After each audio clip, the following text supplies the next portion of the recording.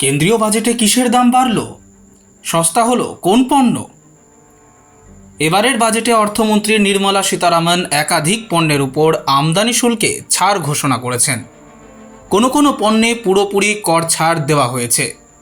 কয়েকটি পণ্যে আমদানি শুল্ক বা করের হার বাড়ানোও হয়েছে, যার ফলে নিম্নলিখিত পণ্যগুলির দামে বদল আসতে পারে।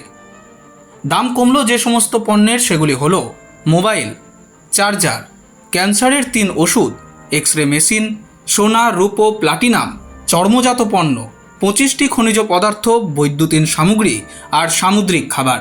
এছাড়া দাম বাড়লো যে সমস্ত পণ্যের, সেগুলি হলো plastic, PVC flex, ammonium nitrate. Bureau report, Express news.